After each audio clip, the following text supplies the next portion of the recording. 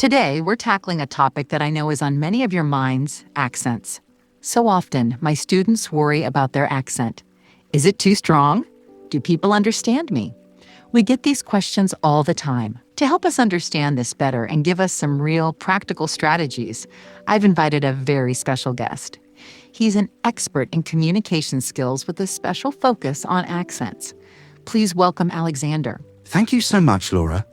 It's a real pleasure to be here and to talk with your listeners.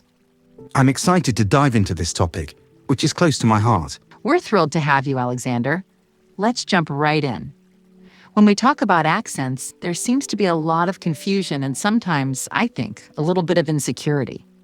Can we start by just defining what an accent is? Absolutely. It's a great place to start. Simply put, an accent is the way a language is pronounced by a person or a group of people. Think about it. When you speak your first language, you have a particular way of pronouncing words, sounds, and sentences. That's your accent, the mouth movements you need to make that come from your native language. What would be the difference between an accent and a dialect then? That's a crucial distinction.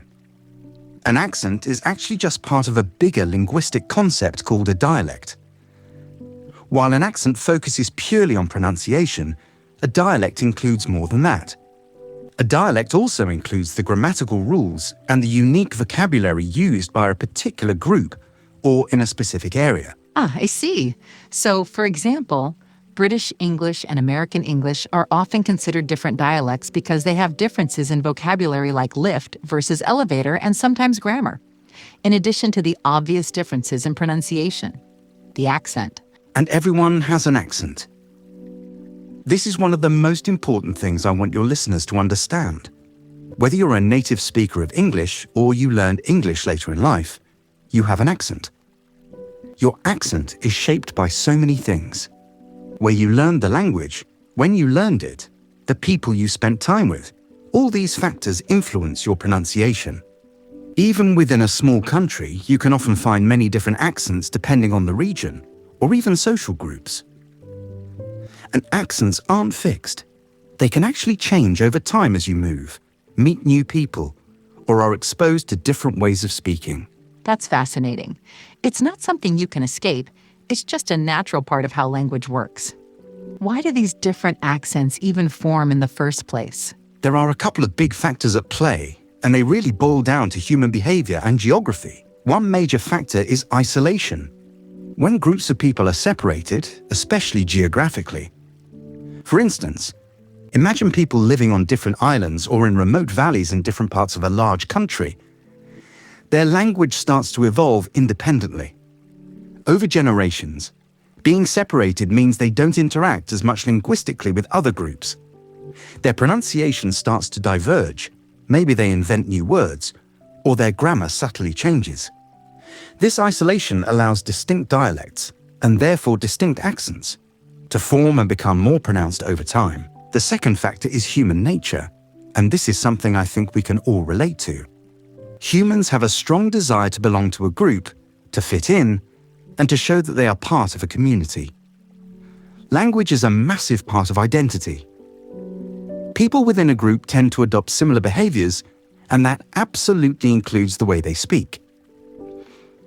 When a group becomes distinct, maybe culturally or socially, their language, including their accent, often becomes a marker of that group identity. It's a way of signaling, I belong here. Sometimes, certain accents are perceived as having a higher or lower social status. Why is that? Is there something inherently better about one accent over another? I want to be crystal clear about this for everyone listening. There is absolutely nothing inherently better or worse about any accent from a linguistic perspective. The idea that some accents have higher or lower social status is purely a matter of social perception. Historically, accents associated with dominant social classes, or perhaps the accent of a capital city or a region with more economic power, have often been perceived as more prestigious or standard.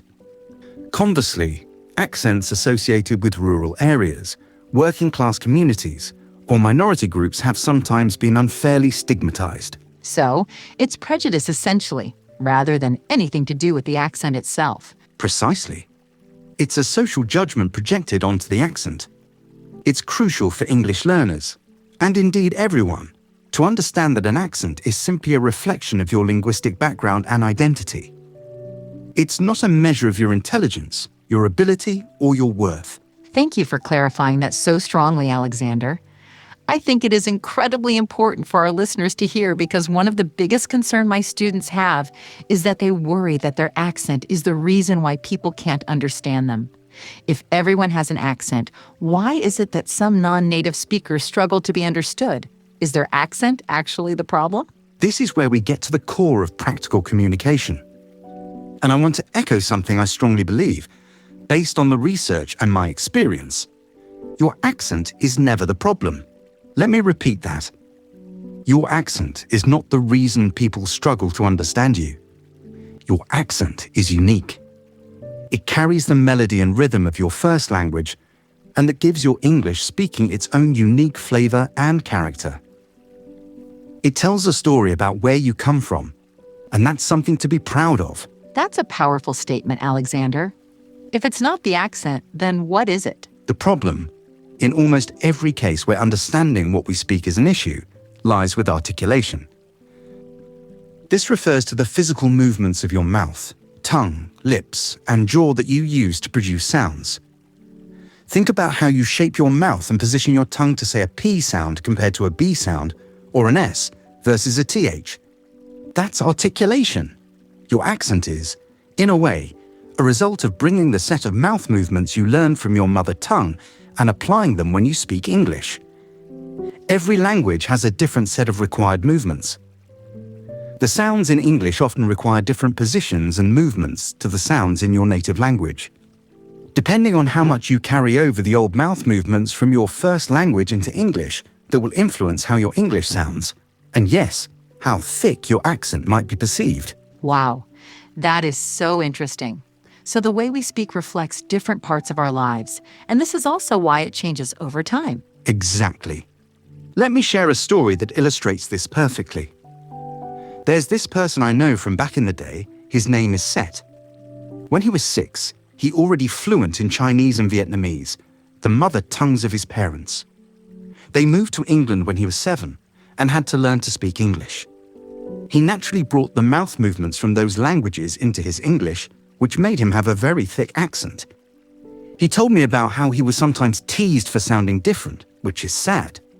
But the real problem wasn't how he sounded, was that people genuinely struggled to understand what he was saying. After months went by, he started to make the specific movements required for English sounds by copying the way his classmates spoke, and he dramatically improved his articulation when a teacher noticed his problem and had him do articulation exercises. So, if you have a thick accent, it's not the thickness itself that's the barrier. It's the underlying articulation that makes it hard for listeners to process what you're saying. Stop trying to erase your accent. Start focusing instead on enhancing your clarity so that your accent can shine through without hindering understanding. This completely shifts the focus from worrying about sounding different to focusing on speaking clearly. This is so important for our listeners to grasp. It's not about changing who you are or where you come from, but about mastering the physical skill of English pronunciation. Absolutely. It's a skill that can be learned and improved, just like learning a new sport or musical instrument. It requires practice to train those mouth muscles. Awesome. Alexander, let's get practical now. If articulation is key for clarity, and we want to improve our fluency and confidence too, what are some specific strategies and action plans our listeners can start using today? Sure, let's look at how to improve articulation and build fluency and confidence alongside it. We first need to understand the need for new mouth movements. Accept that English requires different physical actions in your mouth than your native language. It's not enough to just hear the sound. You need to train your muscles to make the sound. To do this, I have this fantastic, simple exercise. Find an English book article, or even just a paragraph. Read it aloud for just 5 minutes every day, but exaggerate your mouth movements. Really open your mouth, make the shapes clearly. Look in a mirror if that helps. Why? Because you are physically training the muscles in your mouth, lips, and tongue to perform the movements necessary for English sounds. Consistency is key here. Do this for just 5 minutes daily, and you will see a dramatic improvement in your articulation within a month. It's like going to the gym for your mouth. Now, many learners think speaking fast equals fluency. Not true. Speaking too fast, even for native speakers, can reduce clarity. Focus first on making each sound and word clear, no matter how slow you have to say it first. Speed will naturally increase as you get more comfortable and you get more practice. This is a really easy and simple exercise our listeners can start doing right now. I love it. It comes to me that they can also record themselves speaking for 2 minutes as they normally do now, and then 1 weekly video so they can see their progress every 7 days. This will also boost their confidence. It is a really effective way to practice. In fact, someone told me one day that speaking fluently isn't about not making mistakes, but about communicating in a natural and clear way where you are in control of what to say and how you say it. And this is also what confident people have in common. Confident speakers learn how to manage nervousness and know how to recover when they make mistakes. Understanding this reality frees you to focus on building the skill of speaking for clarity. Also, keep in mind that you will fumble over words, forget vocabulary, or lose your train of thought. This happens to everyone, native speakers included. It's a normal part of communication and learning. For this reason, it's important to find environments where you feel comfortable experimenting and making errors without judgment. This could be with a trusted friend, language partner, teacher, or in a dedicated practice group. These safe spaces allow you to practice using the skills to recover from mistakes, and I cannot emphasize enough how important this is. You don't wait to feel confident before you act to build confidence. Embrace the cycle. Learning new things and developing your skills allows you to practice more. When you practice more, you learn more. When you know more and learn more, you have more ability to do what you need to do and enjoy doing it, which also builds your confidence, and that confidence motivates you to keep learning and practicing. It's a positive feedback loop. Wow, that hits hard. Believing is possible, and that we are able to do it is what allows us to take action. It's so empowering to know that we can actively work on our clarity, fluency, and confidence to achieve our goals. So our growth, it is completely up to us. Exactly. It's about making small, consistent efforts and shifting your mindset from worrying about your accent to focusing on the physical skill of clear articulation and the mental game of building confidence through action. Alexander, this has been absolutely invaluable, a total game-changing way of looking at the way we learn English and how to become fluent and confident in the way. Thanks so much for this wonderful conversation and for sharing your expertise with us. My pleasure, Laura. I hope this helps everyone feel more empowered and excited about their English speaking journey. A perfect message to end on. Thank you again, Alexander. And thank you to all our listeners for tuning in. Remember, practice these tips, be patient with yourselves, and celebrate your progress. See you in the next episode.